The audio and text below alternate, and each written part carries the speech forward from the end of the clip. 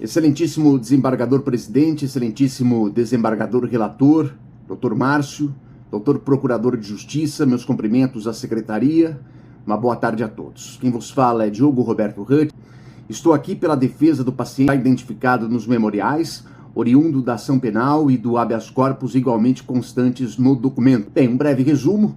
A ação penal é por maus tratos envolvendo adolescente, um pai que levou um chute no meio do peito e acabou preso por dar uma palmada e uma chinelada nas nádegas da filha. Foi solto em audiência de custódia. No entanto, a denúncia foi recebida e a audiência de instrução designada para... No caminho surgiram contradições objetivas, quase uma dezena de pedidos e apontamentos para validação e invalidação probatória em fase processual, que estão sendo simplesmente ignorados em primeira instância. A defesa não pede aqui o trancamento, não pede julgamento de mérito, pede apenas o saneamento urgente de ilegalidades que estão provocando dano irreparável ao direito de defesa, refugando prova válida e ordem legal, portanto, constrangimento que cabe aqui em habeas corpus. Isso posto, começo admitindo derrota parcial na argumentação que eu mesmo fiz aos senhores no habeas corpus inicialmente. A defesa se dá por vencida quanto à negativa do trancamento da ação no momento em que a denúncia deveria ou não ser aceita. Acolho a fundamentação de vossas excelências e do Ministério Público irretocáveis, admitindo que sim, ao olhar de um terceiro, há lastro mínimo para apuração e isso basta para que a instrução aprofunde e traga luz diante da nebulosidade e da escuridão da dúvida. O que acontece é que o caso se encaminha para o julgamento com base na nebulosidade e na escuridão, não na luz do processo válido, da prova íntegra, da ordem da prova, do direito de ter pelo menos um embargo de declaração despachado pela magistrada. Sem isso, o resultado não é tecnicamente sustentável, nem para a vítima, nem para o acusado, nem para a jurisdição. Até agora, esse advogado não teve nenhum pedido feito à magistrada, nenhum parecer do Ministério Público apresentado sobre nenhuma prova a ser gerada, validada, registrada na fase processual. Tudo está ainda na fase de inquérito e o tempo está correndo. Bem, vamos lá. Não há medo sobre o mérito, senhores. O paciente afirma a sua inocência. Ele só pede condições legais de se defender. Não o silêncio, não a omissão que ainda ocorre até a data dessa defesa, né, em primeiro grau. Bem, contradições e perguntas que os senhores também há de se refletir sobre o que está acontecendo. Senhores desembargadores, é justo julgar o pai nas seguintes condições que eu vou apresentar aos senhores e que já foram questionadas em primeiro grau e até agora não foram respondidas? Depoimento dos policiais da delegacia, por exemplo. Policial, página 96. Ele diz que não conseguiu visualizar lesões na vítima. Já o policial, página 7, descreve socos em pernas e braços. E daí eu pergunto, qual lesão? Vista por quem? Qual o registro técnico? O remédio é a mídia integral, mais hash, mais metadados, degravação oficial. Isso foi solicitado, mas até agora não foi atendido. A mãe, na página 5, lesão no braço esquerdo e coxa direita. No auto provisório, página 33, segundo a vítima, a perna é a esquerda e não direita. E daí eu pergunto, qual perna, qual braço, de quando? O remédio está no IML, dirigido, com datação, fotografia forense. Quem conduziu a vítima ao quarto? O pai ou a madrasta? Segundo a vítima, na página 6, a madrasta pegou pelo braço e levou. Já a irmã, que lá estava, disse que foi o pai que levou. A madrasta, na página 7, diz que conteve pelo braço e o pai a conduziu. O pai, na página 7, diz que foi ele que levou. A irmã diz que o pai levou, mas segurando pela mão. Daí eu pergunto, quem levou? Foi pelo braço ou pela mão? De onde vem a marca? O remédio para isso, uma escuta especial, uma extração forense das mensagens, um exame de corpo de delito. Mas nada disso há. Afinal, foi soco, tapa ou chinelada? A vítima, na página 6 e 7, socos nas pernas.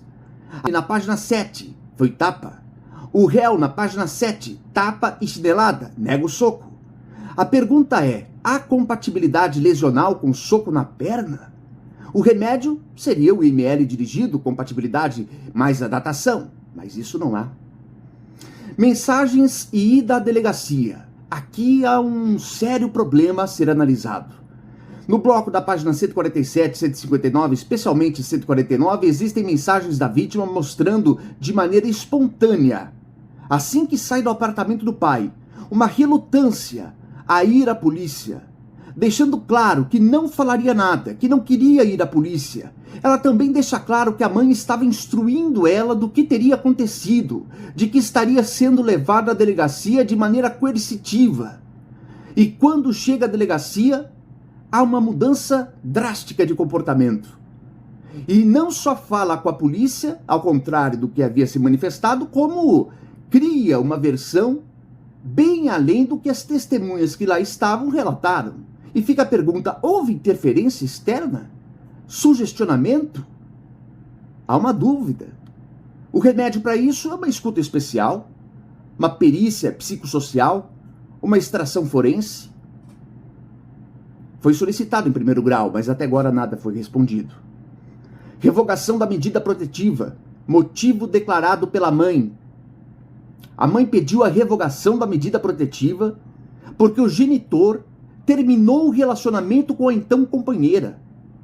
Fato objetivo, motivo conjugal não técnico protetivo.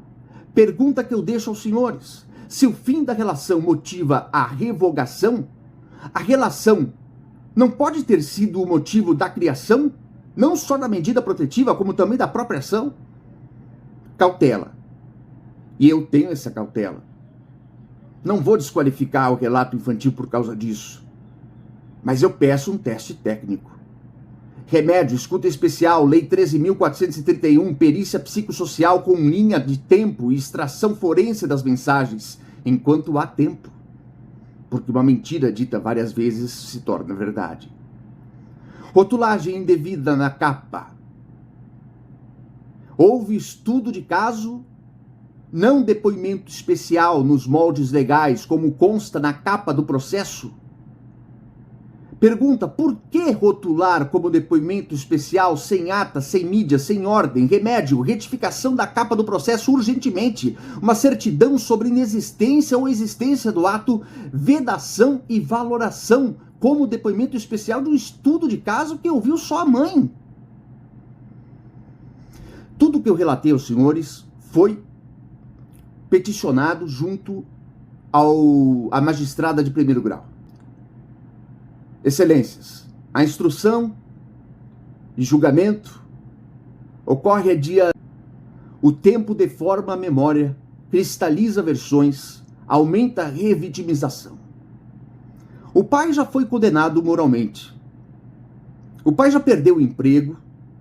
O pai sobrevive com 40% da renda que tinha anteriormente. O pai, por incrível que pareça, move ação paralela, pedindo a guarda definitiva da filha, que aqui figura como vítima, a pedido insistente da própria filha, que quer morar com o pai.